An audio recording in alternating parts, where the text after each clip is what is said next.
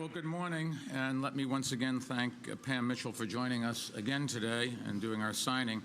And I also want to thank our partners in government, including City Council Speaker Christine Quinn, who's doing other things at the moment, and Speaker Shelley Silver, and Senator Dan Squadron. Incidentally, my staff keeps saying that of all the people, he has just been the most helpful, so thank you. And Margaret Chin, if she comes. But there are people who... She's right here. Oh, Margaret, thank you. I didn't see you.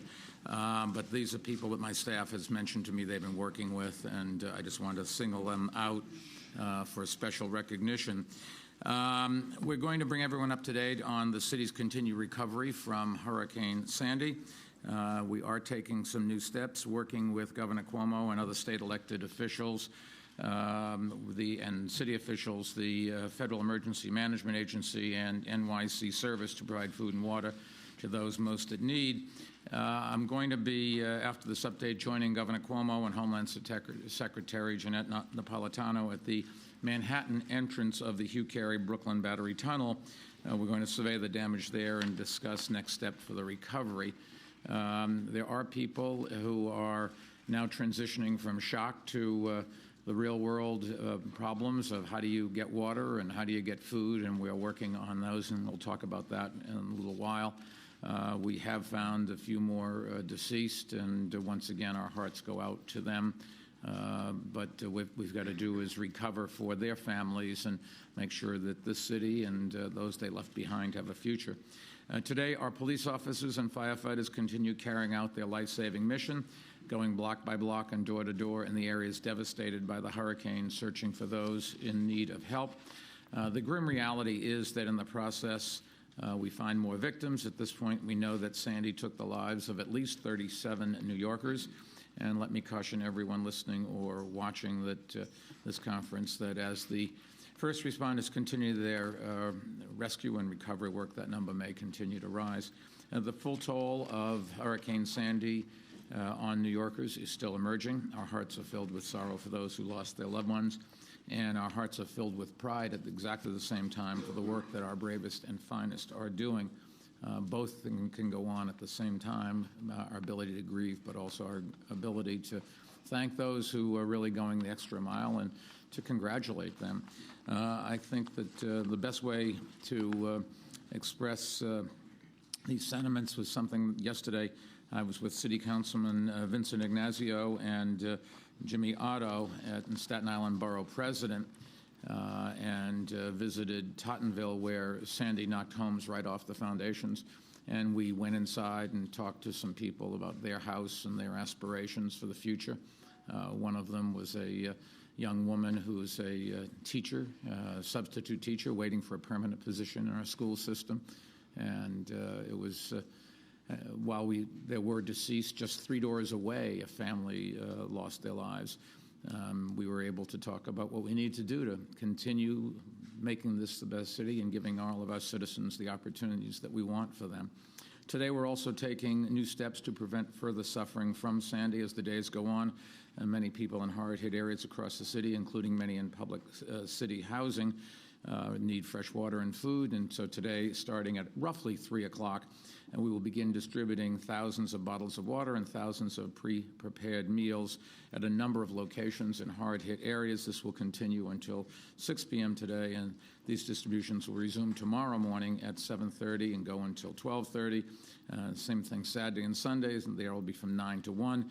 But we are, over the next few days, going to have to work out some procedures to make sure people can get food. Some will have their electricity back, and they'll be back to a roughly normal situation. The stores will be open, they'll have food, and they'll have elevator service, and that's fine. But then there are some who are clearly going to be in buildings where getting them back in, getting electricity and the elevators going and other services is much more problematic, and we're going to have to find some long-term or longer-term solutions to this.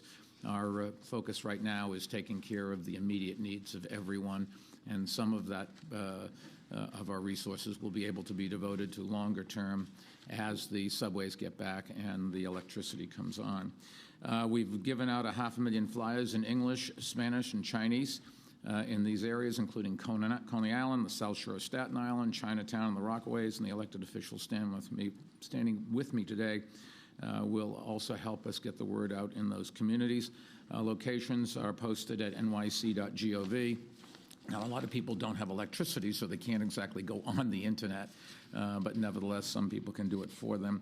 Each person will be able to take 3 meals and 5 bottles of water home from these staging areas. People should bring their own bags for the food and water, if at all possible.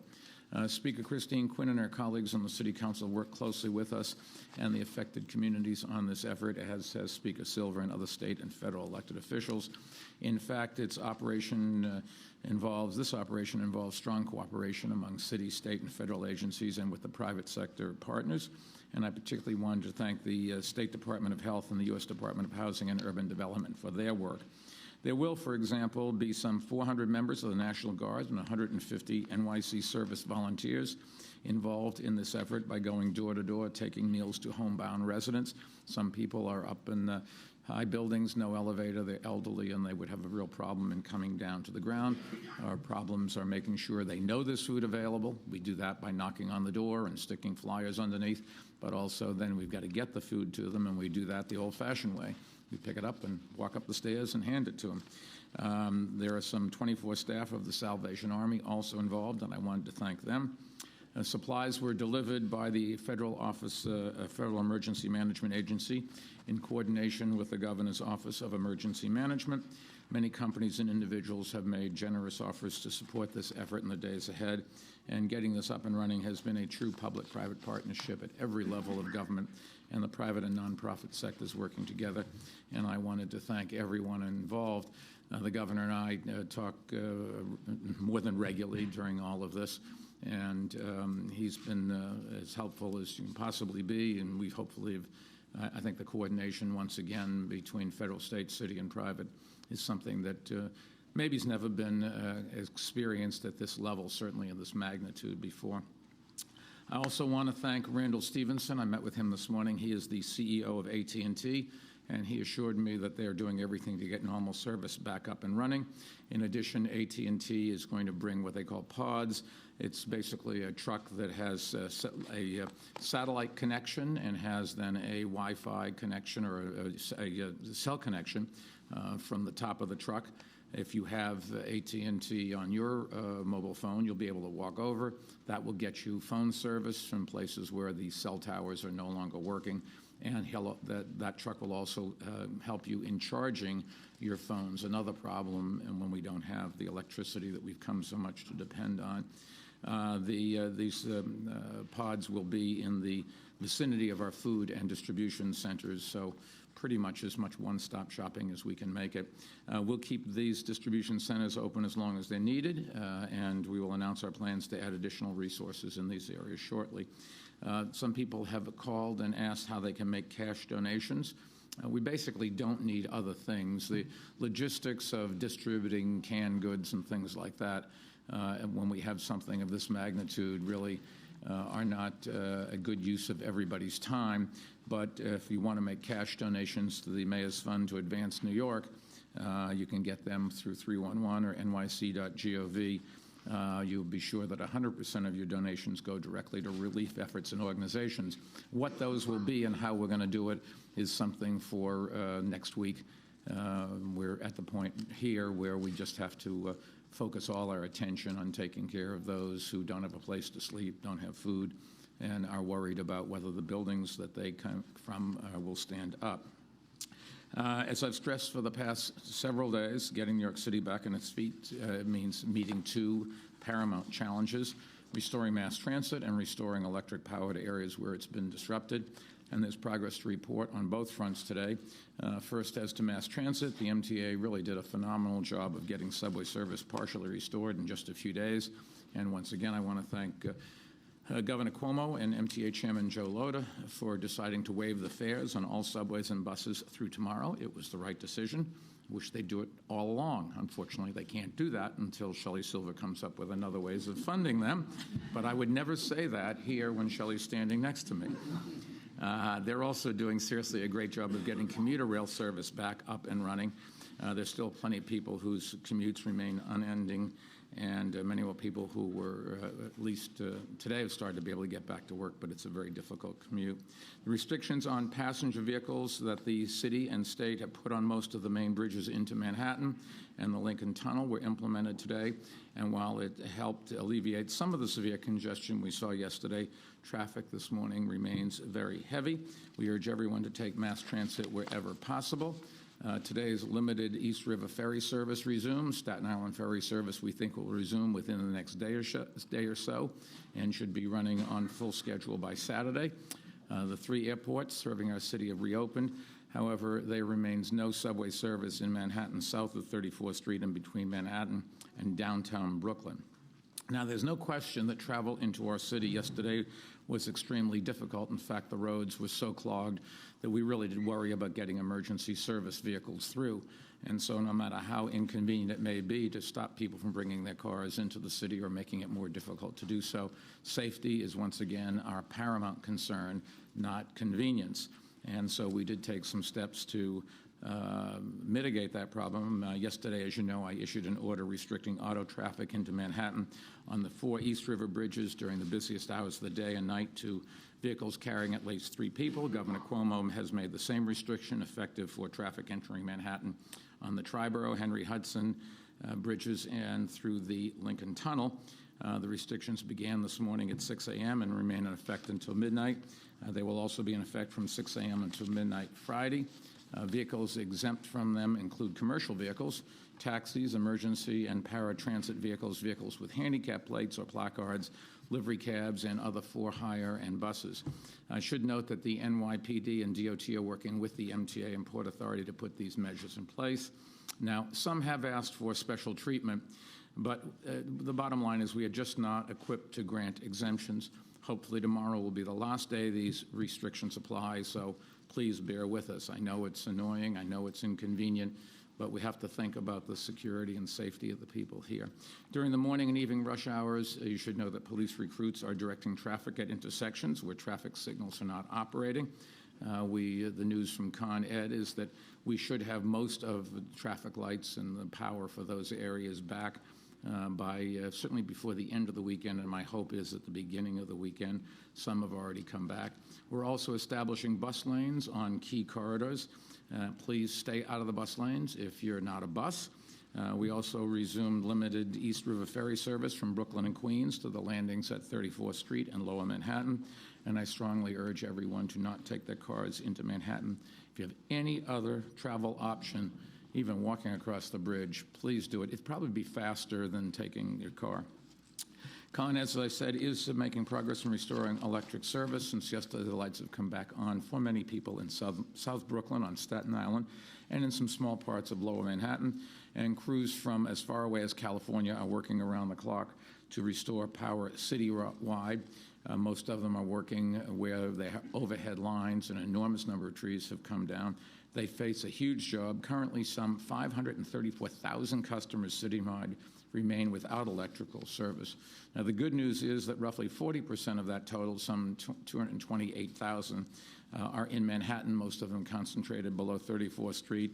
That when Con Ed fixes one station, an awful lot of that should come back very quickly. It's an easier job than going out with every single individual power line down. There are some 43,000 customers without power in the Rockaways, and Con Ed is focusing there as well. These are huge numbers, but they are down substantially from the 643,000 customers who had no power at this time yesterday. The task of restoring power is going to take a lot of time, but the good news is they are working aggressively. In fact, Con Ed informs me that they are making very good progress, even a little bit better than what they had anticipated. They also tell us that there are parts of the city served by overhead lines that might not get done until the end of next week. There are just so many of them. We'd have volunteer crews from across the country, but it's just an enormous job, and you have to go up in a bucket and fix each one as you get to it. In the meantime, for anyone without power, if you're using candles, and I can't stress this enough, exercise extreme caution. Do not leave them burning through the night, and don't leave them unattended.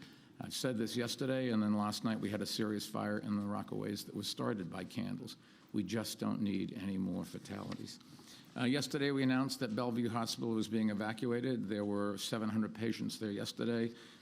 There are 7 there this morning, and they will be evacuated shortly. There are about 6,800 people in our city evacuation shelters. Today, we're consolidating our shelter system, where there have been 76. Many of them have had only a few people staying in them. We're going to consolidate it down to 15, and we will transfer people if they can't go home to those places. Once again, it may be a little bit inconvenient, but we need the schools back to get ready for next week, and we just don't have enough staff to staff a center where there's not demand. Make no mistake, however, the shelters will be available for people that need them. They just might not be as convenient as everybody would like. The volunteers and city employees manning these shelters have really done a phenomenal job. I want to thank them. And I also want to thank New Yorkers who've come forward to donate, volunteer, or provide other help. I also want to thank the elected officials in the city who've been so helpful during this time. Before taking questions, let me summarize some other key elements of our recovery.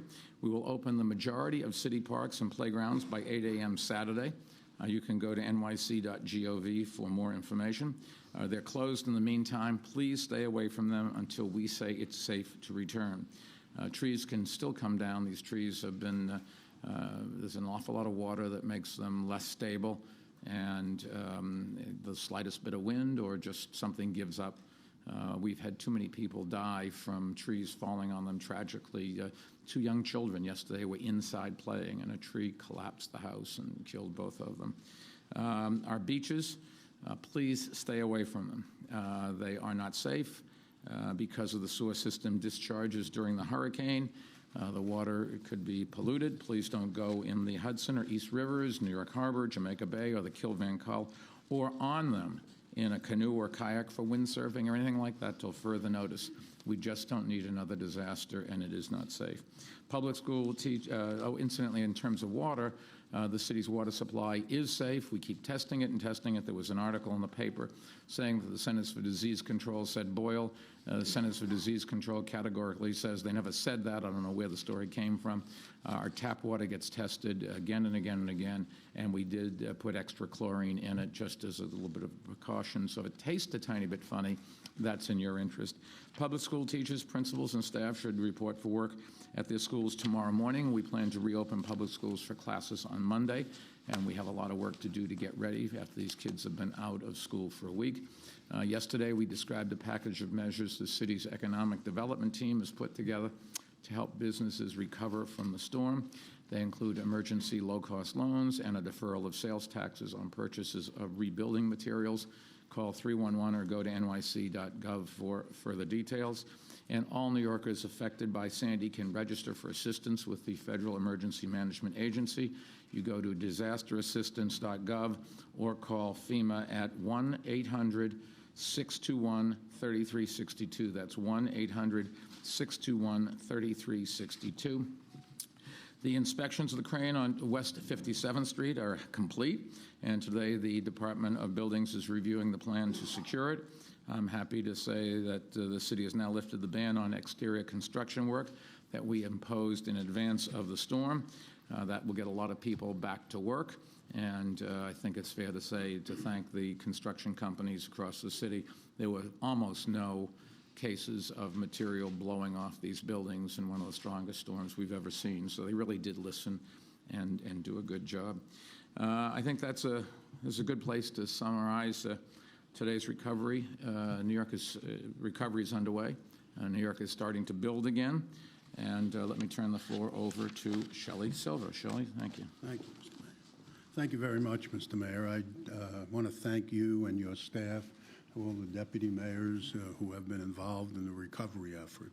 I represent a district that is totally without power, with perhaps a small exception around the New York Stock Exchange.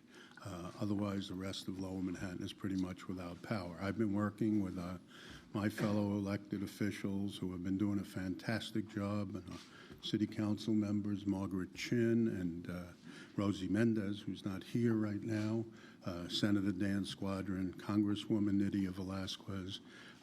We and our staffs have been working to bring what we can to the people who are affected by this. You know, as a resident who lives in a high-rise building, I'm not sure that everybody appreciates what the challenges are. There is no electricity of any kind. You walk around with a flashlight. There's no water to flush toilets.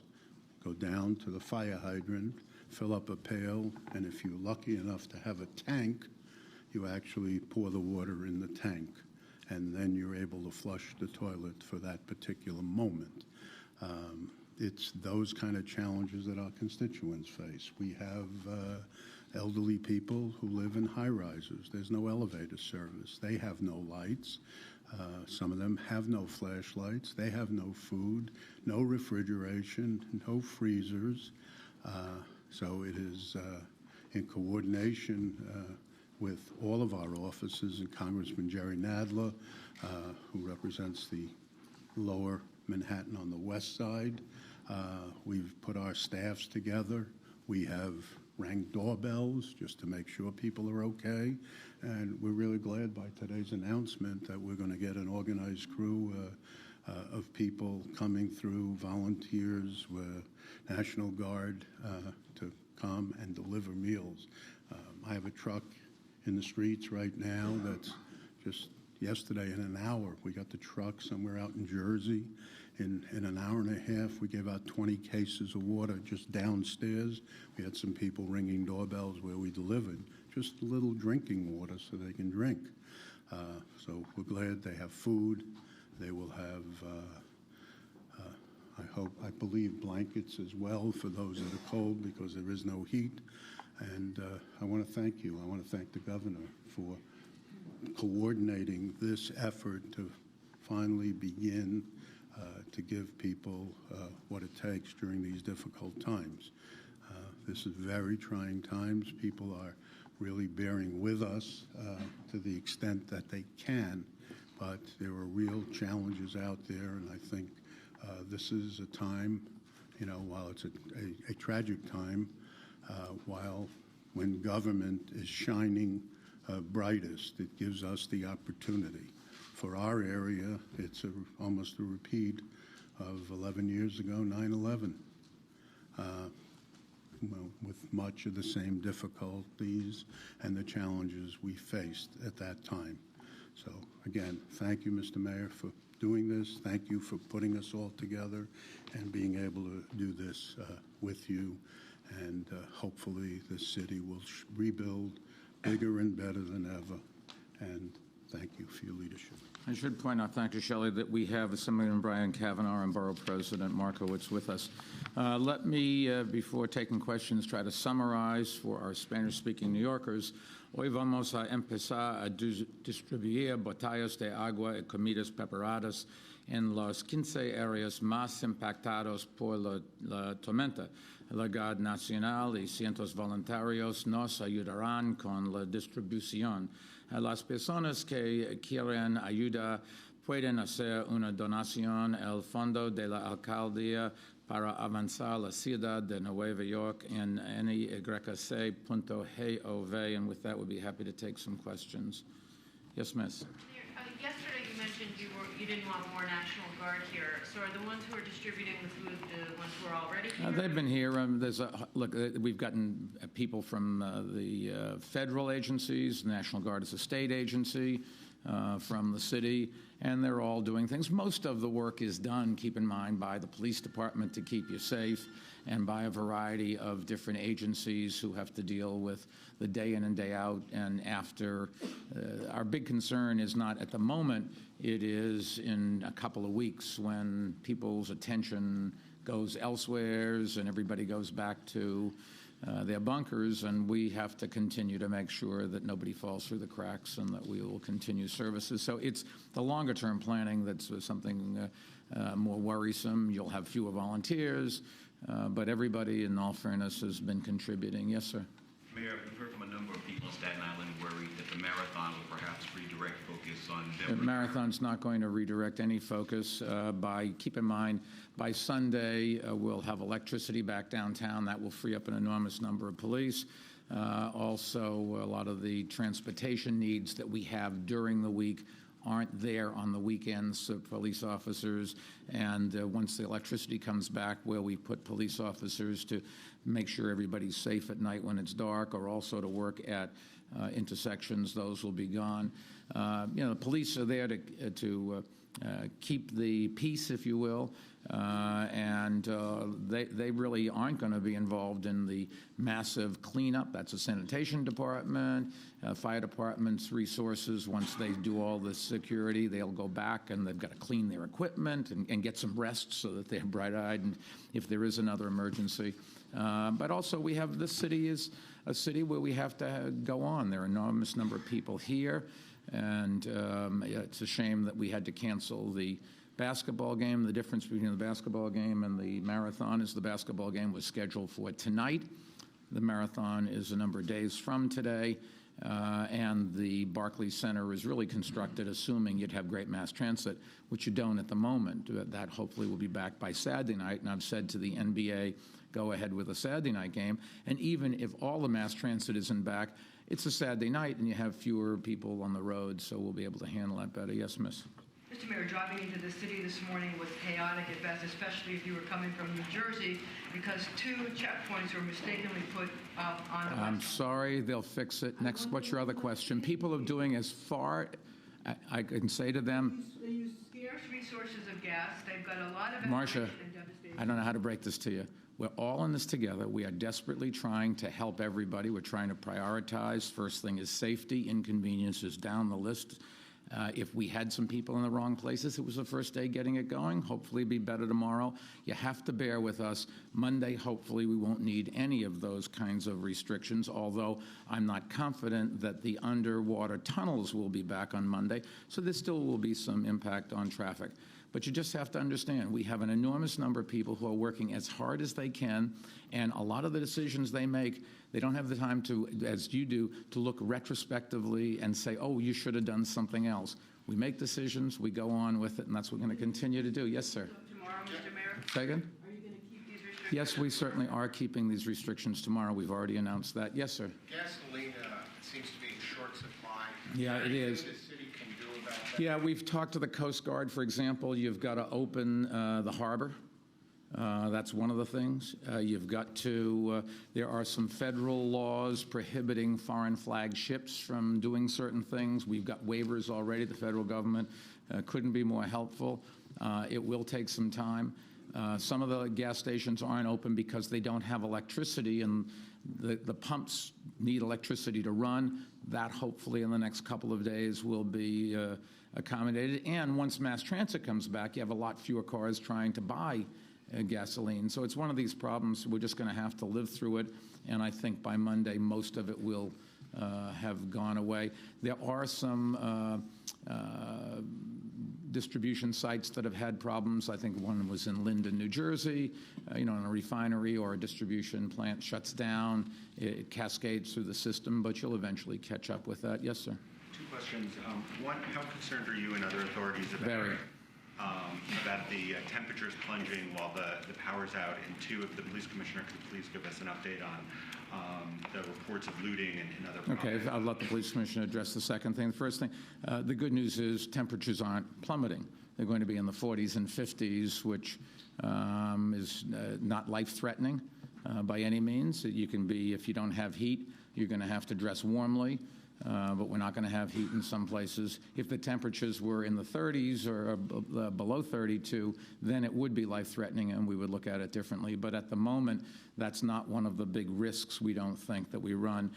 For example, people on the streets, we don't have the legal right to take them off the streets and put them into shelter against their wishes unless the temperature is below 32, and it's certainly not forecast to get anything like that. Ray, you want to? I didn't hear the full question. Question on any looting. We had one arrest last evening, 18 people in a Key Food store in Coney Island on Neptune Avenue. They had broken in, opened the back door. They were arrested. We had another incident, I believe, in Staten Island, 2 people were arrested for burglary. Those are the 2 incidents that I'm aware of over the last 14 hours. Some people in the neighborhoods that don't have power are saying they're just concerned about safety. What do you say to them? Well, we have a large number of police officers deployed. We have light towers that are deployed. You can see the radio cars patrolling with their lights on. We have just a significant number of officers working 12-hour tours. Certainly, we're focused on the blackout areas, but other areas as well. So I think we're doing. I think officers are doing an excellent job in covering a whole host of issues that we're addressing. Right. Let me also point out that I don't think we've had a murder in 2 or 3 days. There's some good news in this. Yes, sir. Mayor, with the presidential election next Tuesday, has there been any assessment of the number of polling places that may have been damaged? No, but keep in mind a lot of them are in schools. Now, our hope is that we have electricity back for most of those schools, but there are some where there were transformers in the basement that were damaged and they will not. And the Board of Elections is going to have to find alternative locations, but you should address the concerns to them. I have not had time to talk to them to see what their plans are. We'll give you the last question, sir. Mayor, how do the challenges of this recovery appear to be similar or different to 9/11? And what do you make of the suggestions that the city's going to have to massively reconfigure its infrastructure for the 21st century? Well, I wasn't involved. I wasn't elected or taken office, so I don't. And by the time I got there, all of the kinds of stuff we're doing now had been dealt with, the immediate stuff, and then you were left with long-term problems. The rescue effort became a recovery effort and a rebuilding effort, and those are much different kinds of problems than you're dealing today. The question I could better answer is comparing this to Hurricane Irene, where I think we did a good job, but I think we've learned a lot, and it's been better this time. And hopefully, if we do have another tragedy, and the odds say you will at some point in time, we'll have learned from this.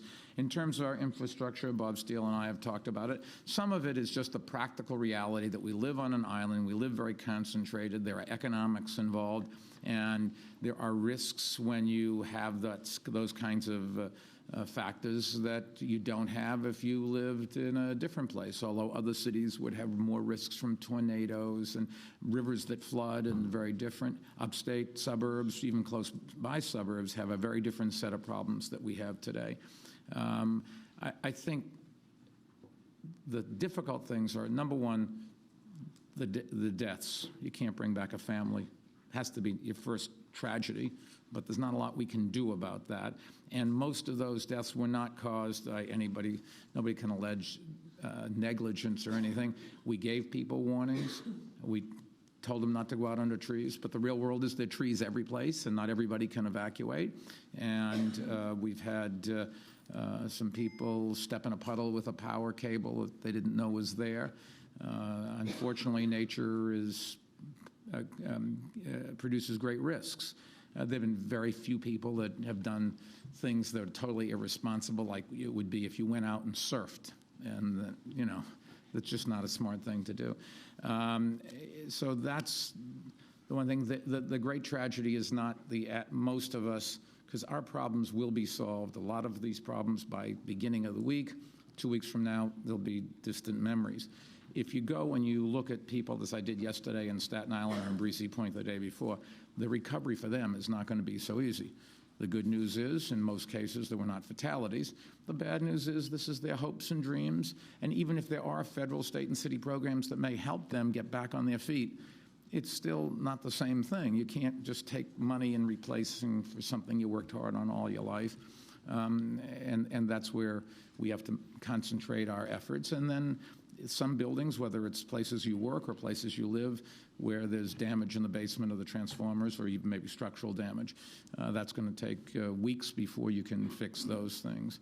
But I don't know how you compare it to 9/11. I just wasn't around. And in that case, it was one site, much more damage, 3,000 lives, but it was in one site. Here, A lot of it is the distribution of the problem and the transportation issues and infrastructure kinds of things. I don't know that I think there's any practical ways to build barriers in the oceans. That's not, when you have an enormous harbor like we do in Long Island Sound, even if you spent a fortune, it's not clear to me that you would get much value for it. What we have to do is learn, and be great if you didn't put your generators in the basement. Be great if you used them and tested them more. My company, I have a note to check it, but when I left, this was the last time I talked to them about it, we ran on generator power, every month or something like that, turned them on. Some people told us they had generator power, and in a practical sense they didn't, because they were old generators that couldn't last and didn't have fuel for them and things like that. So I think we have some work to do and look on those kinds of things. But also, hopefully, people will understand it's in their economic interest to prepare. The fact that we live close to the water shouldn't be a surprise to everybody. So that's it for today. We'll have a briefing at some time tomorrow to update you, probably later in the middle of the day, something like that, or late morning, just so that people have a better feel for what the weekend's going to be like. But once again, stay out of the parks till they open, and just have some patience. The people who are working are doing a phenomenal job. They're working as hard as they can, and they need support rather than to read about criticism all the time. Thank you.